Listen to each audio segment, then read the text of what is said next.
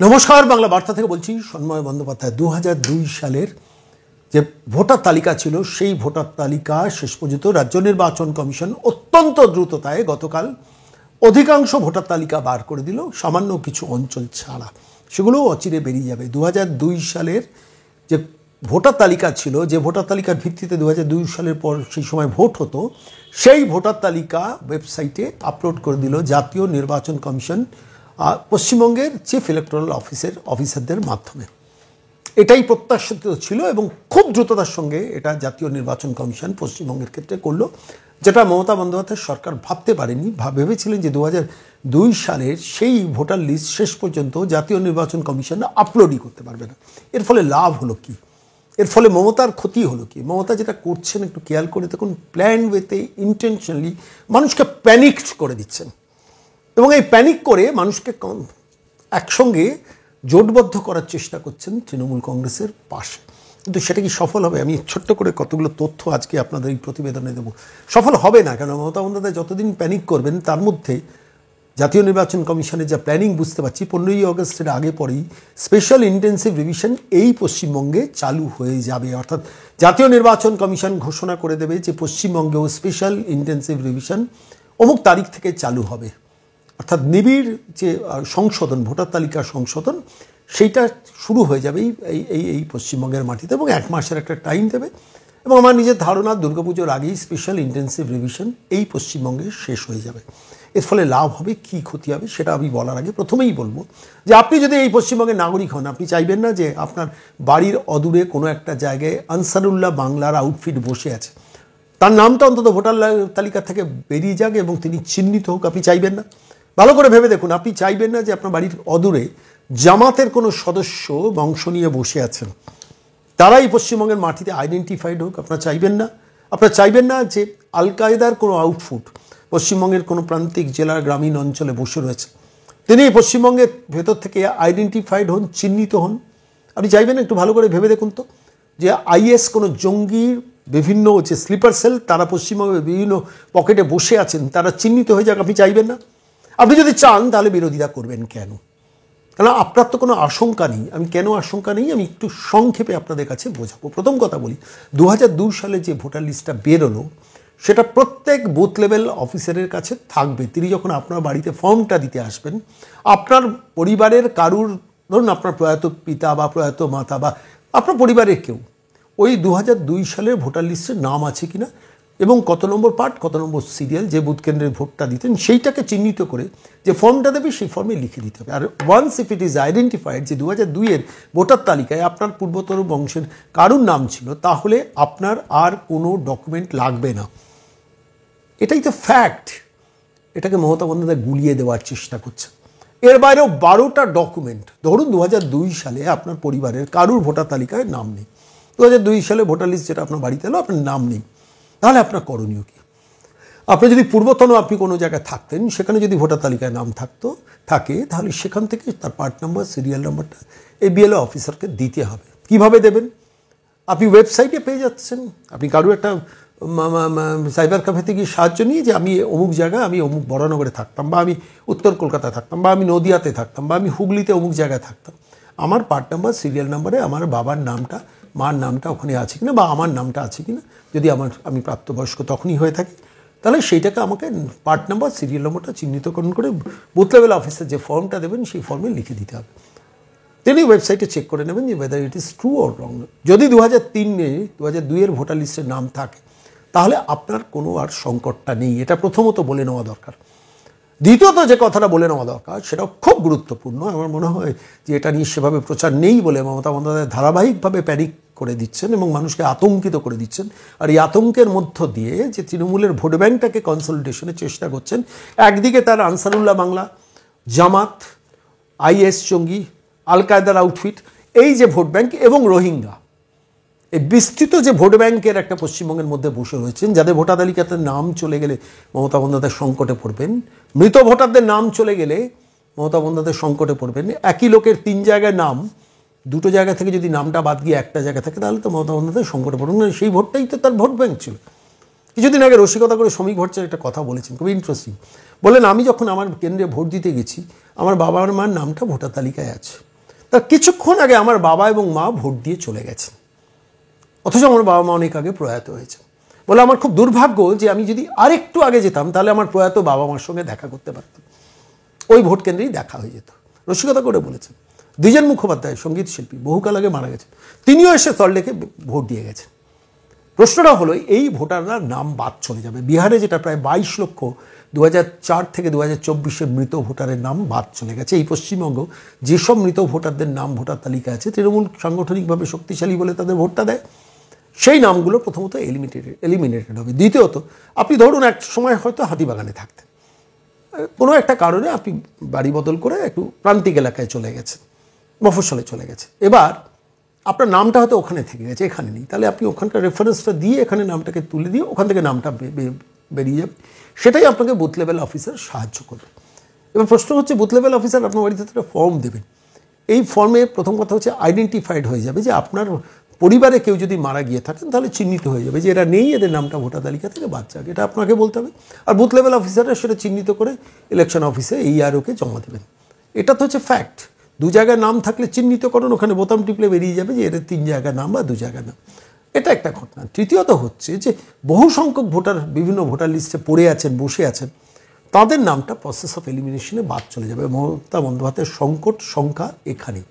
একদিকে রোহিঙ্গা চলে যাবে, আনসারুল্লাহ বাংলা চলে যাবে, জামাতরা চলে যাবে, IS জঙ্গিরা চলে যাবে, বাংলাদেশি অনুপ্রবেশকারীরা চলে যাবে। তাহলে আমার ভোট ব্যাংক তো আচমকা ধস নামবে। কেন 2004 সালে যখন ভোটার তালিকায় এই SIR হয়েছিল, এই SIR মনে রাখতে হবে 13 বার হয়েছে। তখন এত হয়েছেই হয়নি, কারণ তখন এই রাহুল গান্ধী কিংবা এই মমতা বন্দ্যোপাধ্যায় ছিলেন না, ফলে নির্বিঘ্নে SIR হয়েছে।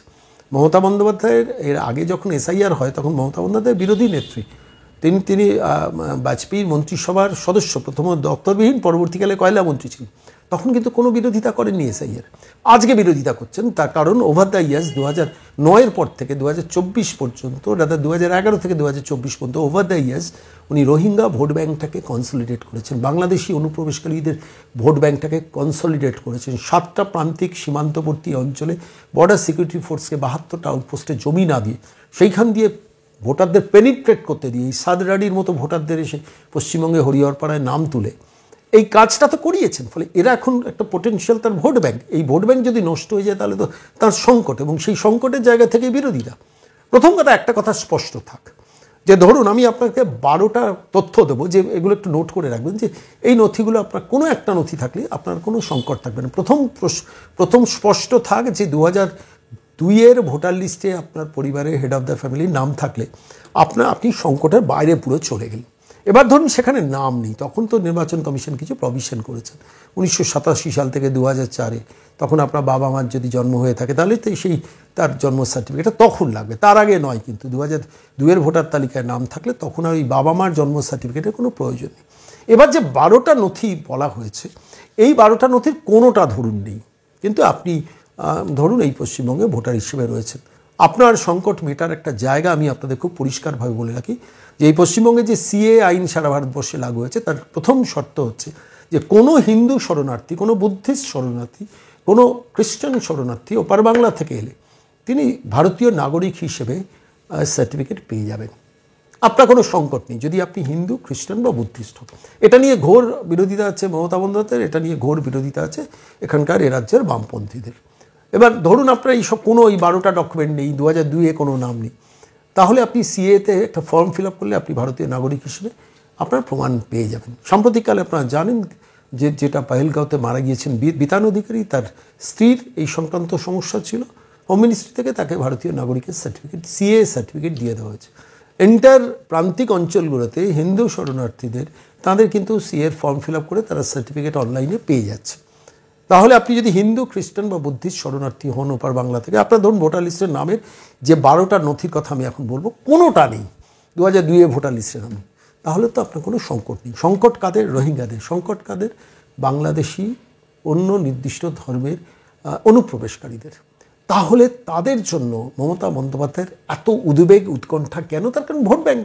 না, আমাকে একটা জিনিস ভাবিয়েছে, এরা যে তথাকথিত বামপন্থীরা সেই চটিতে পা গলাচ্ছেন কেন, কিসের জন্য, এটাকে আমি ভাবিয়েছি। বিশ্বাস করুন, বামপন্থীরা তো প্রগতিশীল, তো তারা চাইবেন আনসারুল্লাহ বাংলা কিংবা জামাত কিংবা আইএস জঙ্গি কিংবা আল কায়দা জঙ্গি কিংবা রোহিঙ্গারা যারা পশ্চিমবঙ্গে অবৈধভাবে বসে রয়েছেন তাদের ভোটার লিস্টের নাম থাক, কেন বামপন্থীরা চাইবেন? তৃণমূলের পাতা ফাঁদ, তৃণমূল আশঙ্কা তৈরি করছেন, বামপন্থীরা সেই লাইনে ছুটছেন। কেন ছুটছেন আপনাদের বলা উচিত, একটু ভালো করে ভেবে দেখুন। আমি একটা ছোট্ট উদাহরণ দিই, বারবার দিই, সেটা বারবার বলবো। সেটা হচ্ছে এই সল্টলেকের ওখানে যেটা আপনার Shah institute of nuclear physics, ভাবা অ্যাটমিক রিসার্চ কেন্দ্র, তার পাশে একটা রোহিঙ্গা কলোনি আছে। আমি বলছি না, এটা রাজ্যসভায় এটা আলোচনা হয়েছে। ওই শাহ ইনস্টিটিউট অফ নিউক্লিয়ার ফিজিক্সের অধিকর্তা 4 বার গেছেন লোকাল পুলিশকে বলতে যে এটা আমাদের ভারতীয় সিকিউরিটির পক্ষে কিন্তু খুব সংকটে। কিচ্ছু করেনি বিধাননগর পুলিশ কমিশনের। আপনি বলুন তো, আপনি চাইবেন আপনার বাড়ির অদূরে কোনো জামাত বসে আছে, আপনার বাড়ির অদূরে আনসারুল্লাহ বাংলা বসে আছে, আলটিমেটলি আপনার ছেলের, আপনার মেয়ের ভবিষ্যতে জীবনটা তো বিপন্ন হচ্ছে, তাঁর চাকরি, তাঁর কর্মসংস্থান, আপনার ব্যবসা কে খেয়ে যাচ্ছে? এই ভূত। আর এই ভূতেদের জন্য লড়াই করছেন মমতা বন্দ্যোপাধ্যায়। কোনোদিন বলেছেন সব মৃতদের নাম বাদ দাও? তৃণমূলের কর্মীদের কোনোদিন অ্যানাউন্স করেছেন? করবেন না কখনো, কেন ওই মৃত ভোটাররাই ওর সঞ্জীবনী সুধা। ওই ভোট ব্যাঙ্কটা ওর ওই 5%-এর ভোটের তফাতটা করে। আসুন আমি মূল প্রসঙ্গে আজকে যাই। আমি বলছি, দেখুন, রাহুল গান্ধী কখনো পশ্চিমবঙ্গ সম্বন্ধে খুব চিন্তা উদ্বেগ কোনোদিনই প্রকাশ করেন না। ভোটের সন্ত্রাসের 60 জন 62 জন মারা গেলে তার মধ্যে মুর্শিদাবাদে কংগ্রেসেরাও মারা যান। কোনোদিন দেখেছেন রাহুল গান্ধী প্রিয়াঙ্কা গান্ধীকে সেটা নিয়ে কথা বলতে? দে আর নোন ফিগার্স। আমি তাদের নিয়ে কিছু এক্সপেক্ট করি না, কথা বলি না। খুব দেখেছি ঘনিষ্ঠভাবে, ওই দলটাকে দেখেছি, তাদের এসব নিয়ে কোনো মাথা ব্যথা উদ্বেগ নেই। কিন্তু বামপন্থীরা কেন সেই চটিতে পা গলাবেন? ভালো করে ভেবে দেখুন তো। আমি প্রশ্নটা যেটা করছি, কিছুদিন আগে আমি ভালো লাগছিল, যেটা বলা দরকার, সেটা হচ্ছে ওই নৌসাদ সিদ্দিকী, তিনিও বলছেন স্পেশাল যে ইনভেস্টিগেশন হচ্ছে, রিভিশন হচ্ছে, স্পেশাল ইনভেস্টিগেশন মানে SIR যেটা হচ্ছে, সেটা নিয়ে উদ্বেগে থাকবেন না আপনারা। আপনার যদি মিনিমাম ডকুমেন্ট থাকে আপনি নিশ্চিন্ত থাকবেন। অনুপ্রবেশকারীদের সংকট, আপনাদের তো সংকট নেই। যদি নৌসাদ সিদ্দিকী বলতে পারে, তাহলে মোহাম্মদ সেলিম কেন বলতে পারে না? আমি খুব উইথ ডিউ রিগার্ডস আমি প্রশ্নটা করছি, একটু ভেবে দেখবেন। যারা সকল বামপন্থী আছে, আমার বামপন্থী প্রচুর বন্ধুবান্ধব আছেন, তাদের সঙ্গে মাঝে যে কথা, তারা বলেন কীভাবে 5-6% থেকে আমাদের ভোট বাড়বে। তা আমি রসিকতা করে বলি, তোমরা তো 5-6 থেকে 2-3% নামার জন্য লড়াইটা লড়ছো। কেন মমতা বন্দ্যোপাধ্যায়ের ফাঁদে পা দিচ্ছে? মমতা বন্দ্যোপাধ্যায় যেসব কথা বলছেন কোনোটা দাঁড়াবে? এই যে অফিসারদের অভয় দিচ্ছেন, কোনো অফিসারের চাকরি বাঁচবে না, বাঁচাতে পারবেন না। কেন? ভারতবর্ষে 324 ধারা আর্টিকেল যারা পড়েছেন তারা জানেন জাতীয় নির্বাচন কমিশন কতটা পাওয়ারফুল। যে পিপলস রিপ্রেজেন্টেটিভ অ্যাক্ট আছে, তাতে জাতীয় নির্বাচন কমিশনকে কতটা পাওয়ার দিয়ে রাখা হয়েছে মমতা বন্দ্যোপাধ্যায় জানেন, পড়েন, বোঝেন। কিন্তু পাবলিককে পাজল করার জন্য কথাগুলো প্রভোগ করেন। বামপন্থীরা সেই ফাঁদে পা দিচ্ছেন। লাভ কার হচ্ছে? মমতার লাভ হচ্ছে, বামপন্থীদের লাভ হচ্ছে না। 5-6% বাড়বে না, কমে যাবে। মমতা ভোটটা টেনে নিয়ে যাওয়ার চেষ্টা না। আপনাদের তো বামপন্থীদের রুখে দাঁড়িয়ে বলা উচিত, আমরা বিজেপি বিরোধিতা করি, ঠিক আছে, কিন্তু SIRটা চাইছি, মৃত ভোটারদের নাম বাদ যাক চাইছি, ডুপ্লিকেট ভোটারদের নাম বাদ যাক চাইছি। এটা সুজন চক্রবর্তী, মোহাম্মদ সেলিম, শ্রমিক লাইডিতে তো বলা তো উচিত যে আনসারুল্লাহ বাংলার নাম বাদ যাক আমরা চাইছি, জামাতদের নাম বাদ যাক আমরা চাইছি, আমরা IS-এর নাম বাদ যাক চাইছি, আমরা রোহিঙ্গাদের নাম বাদ যাক চাইছি। এটা তো একজন দেশের সার্বভৌম ভারতবর্ষের স্বাধীন নাগরিক হিসেবে এটা তো বলার আপনার দায়িত্ব। সেইখান থেকে ডিভিয়েট করে যাচ্ছেন কেন? ছেড়ে দিন সব কথা। ওই যে ধরুন শাহ ইনস্টিটিউট অফ নিউক্লিয়ার ফিজিক্সের কথা যেটা রাজ্যসভায় উঠেছিল, তার পাশে যে রোহিঙ্গা বসতির কথা রাজ্যসভায় আলোচিত হয়েছিল, সল্টলেক নিউ টাউনের বাসিন্দারা আপনারা চাইবেন না? আপনারা একটু বুকে হাত দিয়ে প্রশ্নটা নিজেদের করুন। আর আমার আজকের এই প্রতিবেদনে যে 12টা ডকুমেন্ট আপনার থাকলে আপনি নিশ্চিন্ত থাকবেন, আমি সেগুলো নিয়ে একটু খুব সংক্ষেপে আলোচনা করবো, পরবর্তীকালে বলবো। এগুলো নোট করে রাখুন। যে আপনি প্রথমত, যদি আপনার ধরুন আমরা 2002-এ আপনার বাবা মার নাম নেই, আপনার এখানে কোনো পূর্বসূরির নাম এখানে নেই, আপনার যদি বৈধ স্কুলের সার্টিফিকেট থাকে, যেখানে জন্ম তারিখ ঠিকানা লেখা থাকে যেগুলোতে, সেটা প্লেস করলেই তো আপনার সংকট মিটে যাবে। কোনো মাধ্যমিকের সার্টিফিকেট, SSC সার্টিফিকেট, কোনো সার্টিফিকেট কোনো বাড়িতে নেই বিশ্বাসযোগ্য। আমি যেরকম 12টা নির্বাচন কমিশন বলেছে, এটা নিয়ে সেভাবে প্রচার নেই বলে মানুষের মধ্যে সংখ্যা বাড়িয়ে তোলার চেষ্টা করছেন মমতা বন্দ্যোপাধ্যায়। 2 হচ্ছে, ধরুন মাধ্যমিক বা সরকারি, প্রথমত বৈধ সার্টিফিকেট, প্রথম যেটা বলা দরকার বৈধ সার্টিফিকেট। আপনার যদি বৈধ বার্থ সার্টিফিকেট থাকে, ওই পাঠানখালীতে যেমন 4000 ভুয়ো birth certificate, death certificate issued হয়েছিল পঞ্চায়েত থেকে, আমি সেরকম বার্থ সার্টিফিকেটের কথা বলছি না। আমি যেটা বলছি যে যেখানে বৈধ বার্থ সার্টিফিকেট যদি আপনার বাড়িতে থাকে, তাহলে আপনার ওই ফর্মে ফিল আপ করে ওটা উল্লেখ করে দিলেই ব্যাপারটা মিটে যাবে, BLO যখন আপনার বাড়িতে আসবে। 2 হচ্ছে, মাধ্যমিক বা সরকার স্বীকৃত কোনো বিদ্যালয় বা বিশ্ববিদ্যালয়ের শংসাপত্র যদি থাকে তাহলে আপনার কোনো সংকট নেই। তৃতীয়ত যেটা হচ্ছে সেটা হচ্ছে যে জমি বা বাড়ির নথি। ধরুন একটা প্রধানমন্ত্রী আবাস যোজনা বা বাংলার আবাস যোজনা বাড়ি করেছেন, তাহলে তো আপনাকে একটা কাগজ মিউনিসিপ্যালিটিতে দিতে হচ্ছে বা পঞ্চায়েতে দিতে হচ্ছে। ওই কাগজটা থাকলেই তো আপনার অরিজিনাল আপনি এখানকার রেসিডেন্ট সেটা প্রমাণটা পেয়ে যাচ্ছেন বিএলও, তাহলে তো আপনার কোনো সংকট থাকছে না। ধরে নিলেন 2002 আপনার পরিবারের কারোর নাম নেই, কিন্তু ওই নথিটা বাড়ির ট্যাক্সের বিল বা পর্চার বা বাড়ির ওই সংক্রান্ত জমিটা আপনার, এই নথিটুকু থাকলেই সাফিসিয়েন্ট। 4 নম্বরে একটু চলে আসি। আপনি ধরুন এগুলো বাড়ির নথি নেই, আপনার বার্থ সার্টিফিকেট নেই, আপনার স্কুলের অ্যাডমিট কার্ড নেই, বা স্কুলের কোনো বা কলেজের বা ইউনিভার্সিটির কোথাও কোনো সার্টিফিকেট নেই, তাহলে 4 নম্বরে আপনি যদি ওবিসি ক্যাটাগরির মধ্যে থাকেন, ওবিসি সার্টিফিকেট সেটাই কাজ করবে, এসসি সার্টিফিকেট কাজ করবে, এসটির সার্টিফিকেট কাজ করবে। মমতাগুলো বলছেন না, ইচ্ছে করে প্যানিক তৈরি করছে। 5 নম্বর ধরুন যেটা বলি সেটা হচ্ছে যে ব্যাংক, পোস্ট অফিস, এলআইসি, রাষ্ট্রায়ত্ত সংস্থার দেওয়া পরিচয়পত্রগুলোও কাজে লাগবে। এগুলো জেনে রাখুন, এগুলোতে মমতা তো বলবেন না, আমরা বলে দিচ্ছি আপনার। তারপর ধরুন আপনি যদি সরকারি কর্মচারী হন, আপনি যদি পেনশনার হন, আপনি যদি রিটায়ার্ড সরকারি কর্মচারী হন, রিটায়ার্ড ব্যাংকের কর্মচারী হন, তাহলে পরিবারের সেইটা হেড অফ দ্য ফ্যামিলি সেইটা দিলেই তো আপনার পরিবারটা সিকিউরড হয়ে যাচ্ছে। তারপরে অন্যান্য যা ডকুমেন্ট যেগুলো আছে সেগুলো তো কাজে লাগছে। এবার 7 নম্বরে আসুন। 7 নম্বর, আপনার যদি পাসপোর্ট থাকে তাহলে সেই পাসপোর্টের প্রমাণটাই তো ডকুমেন্টস হিসেবে চিহ্নিত হচ্ছে, কারণ এগুলো তো ভেরিফিকেশন করে ব্যাপারগুলো হয়, সেই জন্যই বলছি। আর সব থেকে বড় কথা হচ্ছে মানে ব্যাংক, পোস্ট অফিস, এলআইসি, রাষ্ট্রায়ত্ত সংস্থা দেওয়ার পরিচয়পত্র, ঠিকানা, অ্যাড্রেস, ব্যাংকের বই নেই কজন লোকের আছে বলুন তো? আমি বলছি এগুলো নিয়ে কোনো আলোচনা হচ্ছে না, একটু খেয়াল করে দেখুন। এরকম 12টা নথি আছে। পরবর্তীকালে এটা নিয়ে আরও ডিটেলের প্রতিবেদন করবেন। সব থেকে বড় কথা জেনে রাখুন, 2002 সালে যে ভোটার তালিকাটা গতকাল ওয়েবসাইটে আপলোড হয়েছে, আপনি আপনার booth number, part number, serial number নিয়ে যদি আপনার পরিবারের নাম আছে কিনা দেখে নিন, নামটা নোট করে রেখে দিন, বিএলও এলে তাকে দিয়ে দিন। আর যদি সেটা না হয়, যে বুথ লেভেল অফিসার আপনার বাড়িতে আসবে সেই বুথ লেভেল অফিসারকে বলবেন আপনি ভোটার লিস্টটা দেখান, আমার বাবার নাম বা মার নাম এই নামে আছে। ধরুন সেই পার্টে আপনার বাবা মা থাকতেন না, পাশের কোনো পার্টে, সেই অঞ্চলটার নাম দিয়ে পার্ট নাম্বার, সিরিয়াল নাম্বারটা ওখানে বেরিয়ে যাবে। আচ্ছা বলুন, এই এত ম্যাসিভ একটা কাজ বিহারে 1 মাসের মধ্যে কমপ্লিটেড হয়েছে, এবং যাদের নাম বাদ গেছে তাদের তালিকা 12টা স্বীকৃত রাজনৈতিক দলকে দিয়ে দেওয়া হয়েছে। 22 লক্ষ মৃত, 7 লক্ষ ডুপ্লিকেট, আর 34-35 লক্ষকে পাওয়াই যায়নি। এই 34-35 লক্ষ নিয়ে আবেদন করার সময় আছে, কোনো রাজনৈতিক দল সেটা নিয়ে কোনো আবেদন করেনি। 3,000-3,500 ফর্ম জমা পড়েছে যে না আমার নামটা ছিল, এই নামটা তোলার ব্যবস্থা করো। আমি বলছি এই পশ্চিমবঙ্গের মাটিতে সংখ্যাটা কোটি ছাড়াবে। কেন বলছি জানেন তো? আমি এর আগেও প্রতিবেদন পেশ করেছি আপনাদের কাছে। সেটা হচ্ছে সীমান্তবর্তী 7টা জেলার মধ্যে অনেকগুলো জেলাতে 60%, 64% ভোটার বেড়েছে 2011 থেকে 2024-এর মধ্যে। অথচ এই কলকাতার সারাউন্ডিংয়ে যে বেশ কিছু অঞ্চল আমি দেখছিলাম 4%, 5%, 6% ভোটার বেড়েছে, অথচ সেই সীমান্তবর্তী সেই নির্দিষ্ট অঞ্চলগুলোতে 60%-এর ওপর ভোটার বেড়েছে। আপনি চাইবেন না, আমি আবারও এই প্রতিবেদন শেষ করার সময় বলবো, আনসারুল্লাহ বাংলা বসে রয়েছে স্লিপার সেল, আপনি চাইবেন না তাদের নাম বাদ যাক? আপনি চাইবেন না রোহিঙ্গারা ঢুকে বসে আছে? রোহিঙ্গারা তো বেসিক্যালি মায়ানমারের লোক, ভায়া বাংলাদেশ বা ভায়া সমুদ্র পশ্চিমবঙ্গে ঢুকে বসে আছে, সীমান্তবর্তী অঞ্চল সুরক্ষিত ছিল না বলে তাদের নাম বাদ যাক? আপনি চাইবেন না?